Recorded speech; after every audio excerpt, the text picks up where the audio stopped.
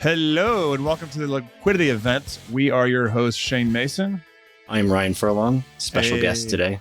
Yes, we have a special guest today, Mr. Ryan Furlong. AJ is somewhere. Where is AJ? Ryan, I don't remember. Salt Lake City? I think so, yeah. In between some traveling today, hopefully maybe some golf in there. I know she's been working hard on the golf game. Oh, wow. She plays 18 holes one time, a little pitch and putt. Now she's a golfer. Well, good for her. Yes, I think she is out in her West Coast hole.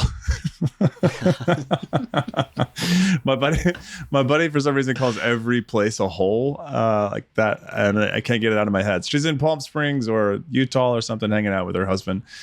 We have an awesome special guest today. Mr. Ryan Furlong is a senior financial planner here at Brooklyn FI. Ryan, why don't you do a little personal intro? Tell us a little bit about yourself. Yeah, of course. Fellow equity compensation nerd. Excited to be here with Mr. Shane Mason for today's episode. But I live in Denver, Colorado, and been a financial planner for quite some time now, but total financial nerd, just like my fellow co-host here. So excited to jump into things today. We're happy to have you, Ryan. Yeah, so this is episode 54, recorded on August 10th, airing on August 12th. Ryan, what are you reading, watching, or playing these days? Anything cool? Oh, man. So I have been watching Only Murders in the Building. And it is a phenomenal show on Hulu. A little out of left field, but Selena Gomez, Steve Martin, and a few others. But there's a murder in the building, as you can tell by the title. And they basically go down the rabbit hole of creating a murder mystery podcast. And it's actually, at the start, is one of those shows where you're like, this probably isn't going to be very good, but it's turned out to be pretty entertaining. When you said Only Murders, I thought you were going to tell me you were watching just like Faces of Death videos or some wild shit like that. Like, oh, wow, new guest host. This went dark 2 minutes into right into it. Just hopping right. This is our senior financial planner, Ryan. He likes to watch horrific internet beheadings. It's a very specific group of clients that we assign to them to work with. Just Taliban videos from the early aughts. Oh, God. Good Lord. Cool. So I'm assuming you're in Denver since you're based out of Denver? Yeah, based out of Denver. Been here for about a year now, and we actually just extended a lease. Moved from St. Louis, Missouri, where I lived my whole life, and so got out of the old Midwest and spending some time out here in the mountains, which has been awesome, and plan to stay for the foreseeable future. How's the elevation on you? Oh, wow. Of course, this little Brooklyn in the background for our listeners. Yeah, a little city noise for the background. It's amazing. Honestly, there's so much to do and see, and you get so used to the elevation that when people come in town, you forget. And you're like, hey, let's just go on this short little hike. Parents come into town, and next thing you know, they want to kill me because they're dying on the hike and wondering why even just a few miles is so difficult. But you can definitely notice a difference if you're from out of town, for sure. Yeah, we all need a reason for our parents to want to kill us. Yeah.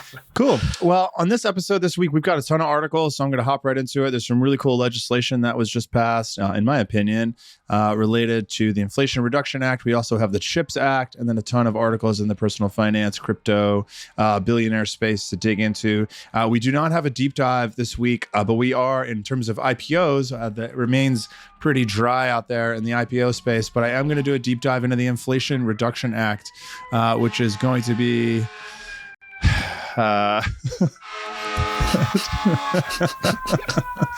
Brooklyn AF today. For those of you that don't know where I am, I'm still in Brooklyn. So this is the sound that Republicans made when the FBI raided Donald Trump's house. So that's a little bit of background. Hey-o. Yeah. Hey. So yes, we do have a couple topics we want to talk on the Inflation Reduction Act, including the administration of the act, the climate impact of the bill, or the parts of the bill, provisions, healthcare, and taxes. I'm going to start off with the administrative part. Of course, this was a 50-50 vote. The Senate is evenly split, thus leaving the tiebreaker vote to Kamala Harris, who pushed this forth. The Inflation Reduction Act is now in the hands of the House to delegate on. We might see some changes, but it has not been signed into law yet. So we're not totally done with the bill's updates and amendments. I think Mr. Sanders or Senator Sanders wanted to make some administrative updates in the House. But this is a scaled down version of the $2 trillion Build Back Better plan, which was the original, landmark or signature provisions or legislation that the Biden administration wanted to get passed, but was held up by Joe Manchin. This is a reduced version of Build Back Better. It gets the lovely name of Inflation Reduction Act. We'll talk about how inflation might be impacted by this in a second. But we don't have some of those other giant items within Build Back Better that push the spending to $2 trillion. And that bill, I believe, what's the size of this bill? It's like somewhere around, it's in the hundreds of billions, but it's not quite $2 trillion.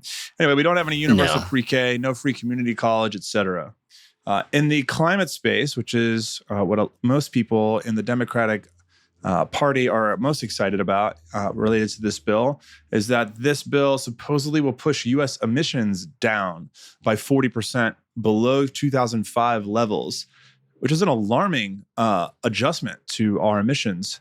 In my opinion, isn't that a large number? 40% down below 2005 levels? Yeah, that's huge. I know they're initially targeting 50%. So you love to see that when changes were made, that wasn't drastically cut back, because you would think that that would be quite an alarming number. And we've certainly seen the impacts lately on the climate.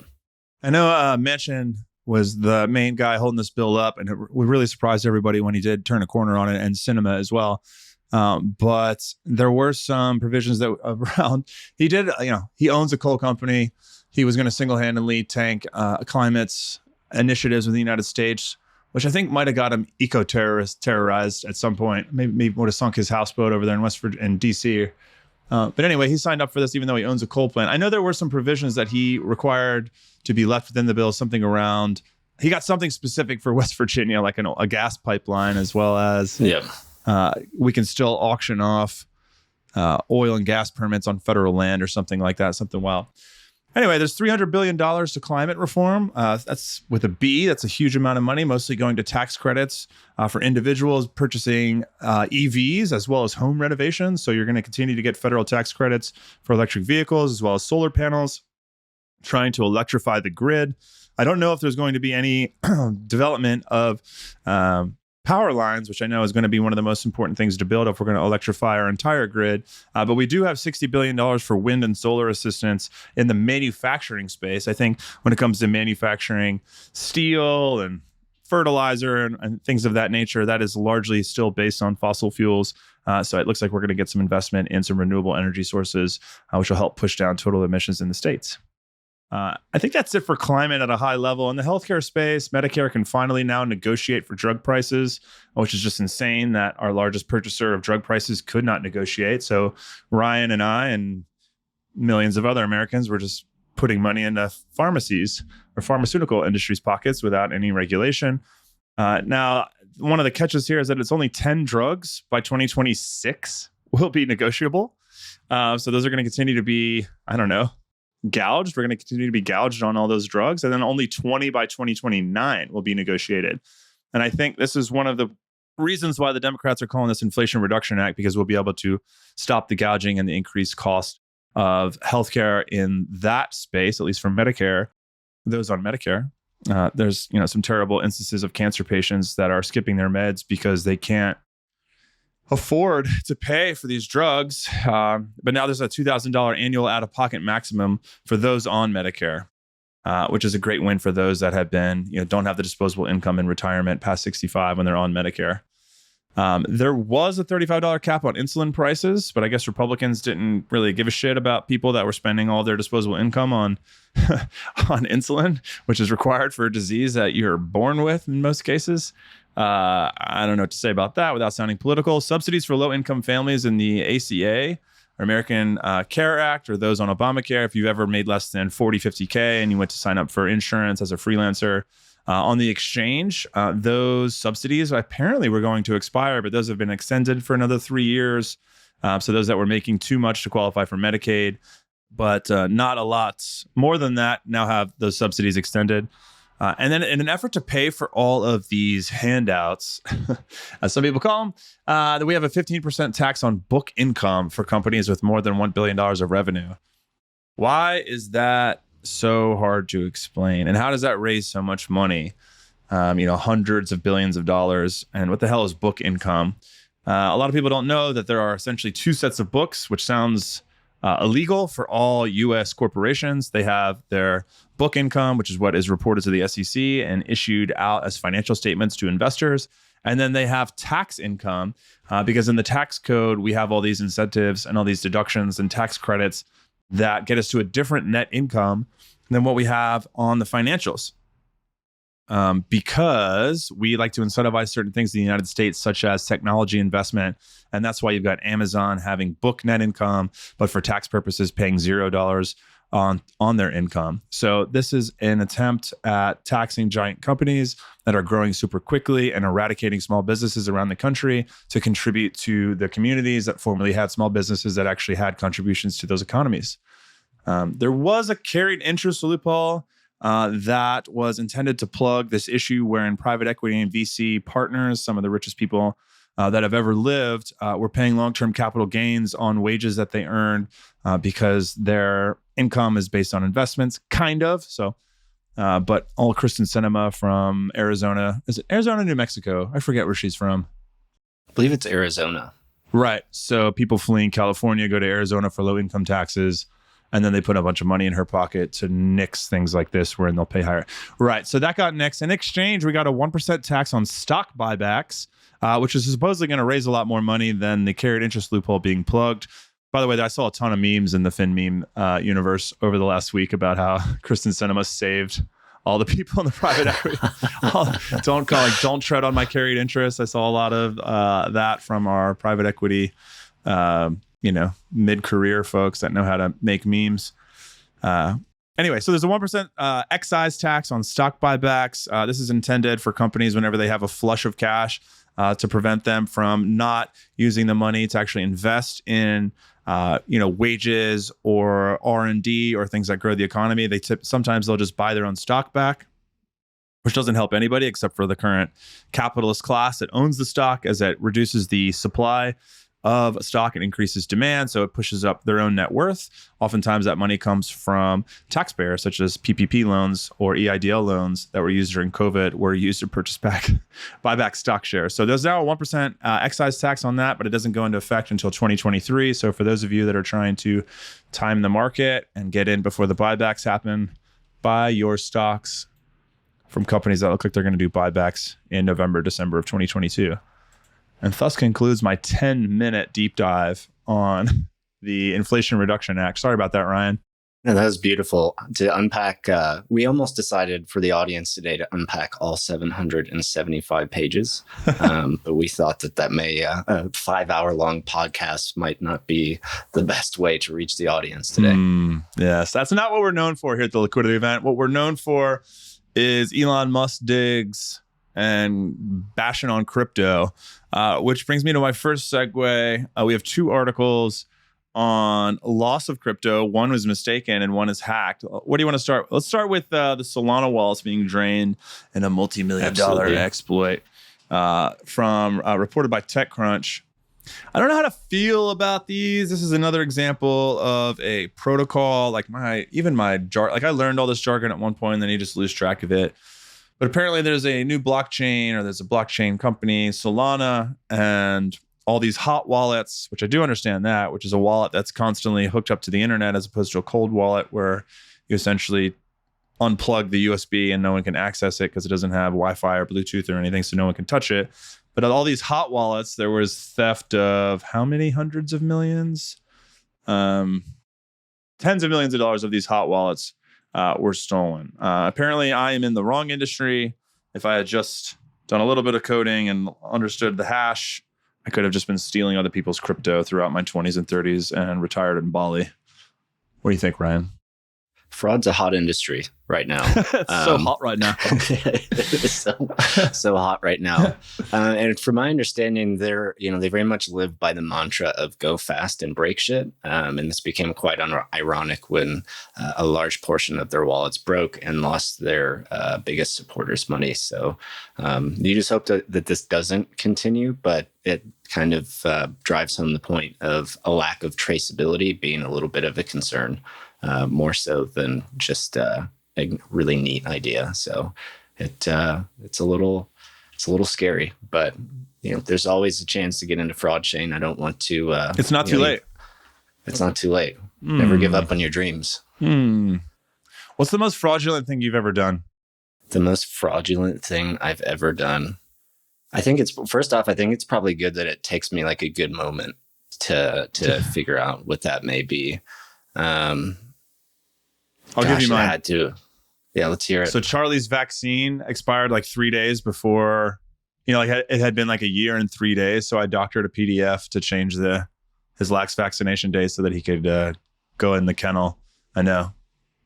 That's dangerous disgusting stuff. That's, God forbid our dogs be taken care of for some of the vaccines that aren't even necessarily required for dogs that just walk on the street every day. But Charlie's a good boy, so that you did the right thing. He's all right. That's not the most fraudulent thing I've ever done, but it is the most recent fraudulent thing. All right, moving on. Bitcoin. Speaking of Bitcoin being lost, in this case, we have somebody that tossed it on purpose. We have all heard of the stories of people that have disposed of their Bitcoin because it just wasn't worth anything back in 2002 or 2003. When it was still valued at, like, let's say $1 per Bitcoin. We have this lovely article from the BBC about Mr. James Howes, who 10 years ago disposed of a hard drive while clearing out his house. That Bitcoin is now worth 184 million USD. And dear God, the cops are just going wild today. I live in a nice neighborhood, people, I promise. We promise. Anyway, so this Bitcoin was disposed of. A hard drive is now in a landfill in Newport, which I believe is on the coast. And if recovered, Mr. Howes, he's trying to convince this town to let him open up this landfill, essentially just get out the backhoes and just dig it up and try to find this hard drive. I mean, it's worth almost $200 million at this point. And he's promised to provide 10% of the proceeds, which would be $20 million, to make the city into a cryptocurrency hub. Yeah, I think, first off, I'm going to need to put in some PTO. I think we need to make a trip, Shane. I suggest you do the same. We have a landfill to pursue here. I mean, I voluntarily occupy landfills. Yeah. To begin. When the first thing that comes to mind for me is how many millions am I willing to spend to find that 184 million? I think probably quite a bit, but I think probably quite a bit of leverage over him, don't you think? I mean, if you think about it, first of all, this town doesn't want to let him do it because of the ecological fallout of digging up old trash, which I get. But he only offered them 10%. That's less than we tip waiters in the United States for bringing food over to our table. I think if I was the town, I would say two things. I need 70%. Like, you're still going to get $50 million or whatever, bro. And also, we don't have to use it to make our city into a cryptocurrency hub. Like, fuck off. Like, we're just going to keep the money. What does that even mean? A cryptocurrency hub? Yeah, what does that benefit us? Yeah, does that mean we have to build a nuclear power plant to power all the crypto miners that we're going to have? I don't know. All right, we got a lot of articles. Let's keep moving. Those are fun. Speaking of losing money, terrible segue. But there was this article from our newest tax manager that just joined the team on Monday. Shout out to Ed Zolotarev, who pointed this in my direction. There is a podcast called The Indicator from Planet Money, and it's called If the World Had No Accountants. And it is a fun reminder that some industries nobody wants to join really that often, but occasionally make up the backbone of our country. And you just, rely on them without really knowing how important they are. The first thing that comes to my mind, and when it comes to people we don't think about a ton, but are critical to our economy, is nurses. Big respect for nurses, get a really tough job. But apparently accountants are in really short supply as well, the industry that I have been living in for the past 12 years. Cool stat here from the AICPA. 75% of accountants hit retirement age 2 years ago. And the pandemic made accountants realize that their lives are toiling away behind spreadsheets in windowless offices, and they're kind of fed up with it. And the podcast goes on and on about how there's not a lot of people passing the CPA exam. There's not a lot of people enrolling in the accounting industry. It's going to drive up. I think I've talked about this on the podcast ad nauseum at this point, but we do get a lot of calls from people saying that they have found us as their tax preparers because their former CPA died, which is scary how often that happens. It just seems that it's not a sexy industry, and that the people that do stick with it are getting pushed really hard because the supply of accountants is dwindling it, and they do have a lot of salary negotiation powers, which could cause inflation in the tax preparation and the auditing space, which isn't going to help out this administration. Yeah, it's a little strange because typically dealing with the IRS and taxes are stress-free, right, Shane? So I don't see what the problem is. What the problem is. I really don't. But I'd like to think, shameless BKFI plug here. I think that we're on the way to helping to resolve this issue, doing our own part by creating a unique path that accountants haven't seen before. Otherwise, what do we resort to robots? Some CPAs, you may not be able to tell whether they're actually robots or not today, but what do you think? How do we fix this? Well, I think what would be best for the whole economy would be simplification of the tax code and simplification of GAAP accounting. That way that we need less accountants. There's something like 2 to 3 million accountants in the country, which means like 1% of our entire population is accounting for the rest of us. Which is, kind of wild that we need that many people. I sure wish that half of those people could be physicists or scientists or somewhere in the STEM space to actually provide more value or new values rather than just counting the beans from the complexity that we've created as a man-made industry. But here we are. We got to give that QBI deduction and that depreciation deduction to real estate investors because they need it to stay on top of the capitalist food chain. All right, let's keep moving. The next article we have here is also related to inflation. We got a couple inflation articles. We actually have 3. There's a great New York Times article about why your dinner bill is getting higher and higher. And the New York Times created an interactive menu with commentary on each of the line items that are driving up the price. For example, beef and pork prices are up over 50%. Canola oil is up 160%. Even forks are up 60% in terms of cost to the restaurants. And there's like breakdowns on why all of that is increasing, including, logistics around COVID-19, the Russia-Ukraine war. Apparently, Russia and Ukraine provide much of the world's sunflower oil, which is just a beautiful idea to think that Russia and Ukraine are mostly covered in sunflowers. I didn't know that. Yeah. Little known fact. They should advertise that. That would be a much prettier advertisement than what we're seeing today. Indeed. Stop the hate. Just a horrendous joke, one of many that you'll experience today as the listeners.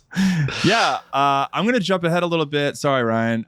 There was this other article from the Times related to inflation. Apparently, the news is there was an inflation drop today. 2 items that came out of a government report. Gas prices have fallen for 57 straight days.